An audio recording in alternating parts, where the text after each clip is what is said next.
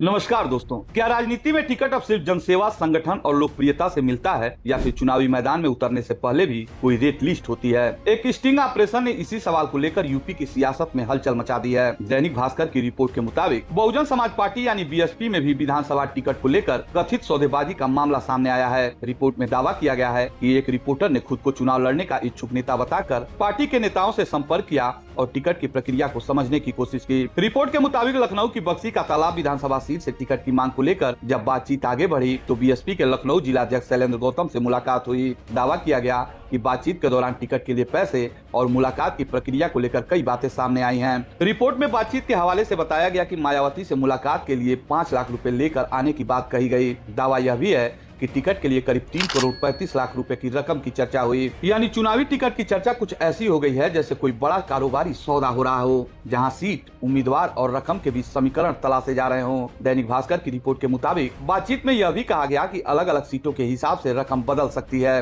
कुछ सीटों को आसान और कुछ सीटों को मुश्किल बताते हुए अलग अलग दावों का जिक्र किया गया है। इसके बाद रिपोर्टर ने बीएसपी उत्तर प्रदेश अध्यक्ष विश्वनाथ पाल से भी संपर्क किया। रिपोर्ट के मुताबिक उनसे भी टिकट और मुलाकात को लेकर इसी तरह की बातें सामने आने का दावा किया गया। रिपोर्ट के अनुसार विश्वनाथ पाल ने कथित बातचीत में कहा कि पहले कुछ रकम जमा करनी होगी और आगे की प्रक्रिया के लिए समय दिया जा सकता है। साथ ही रिपोर्ट में यह भी दावा किया गया है कि सरकार बनने पर मंत्री पद दिलाने जैसी बातों का भी जिक्र हुआ। यानी राजनीति की इस कहानी में मुद्दे, विचारधारा और संगठन के साथ साथ पैसों की भी चर्चा सामने आई। हालांकि बीएसपी की तरफ से इस पूरे मामले पर क्या आधिकारिक प्रतिक्रिया है यह भी महत्वपूर्ण है, क्योंकि किसी भी स्टिंग या आरोप के मामले में संबंधित पक्ष का जवाब भी मायने रखता है। दैनिक भास्कर की रिपोर्ट में यह भी बताया गया कि बीएसपी में आमतौर पर विधानसभा सीट के प्रभारी बनाए जाने वाले नेताओं को आगे चलकर उम्मीदवार बनाए जाने की प्रक्रिया होती रही है। रिपोर्ट में कई सीटों पर संभावित तैयारियों और उम्मीदवारों को लेकर भी जानकारी दी गई। अब बात बीएसपी की करें तो इस पार्टी की स्थापना 14 अप्रैल 1984 को कांसीराम ने की थी। पार्टी का चुनाव चिन्ह हाथी है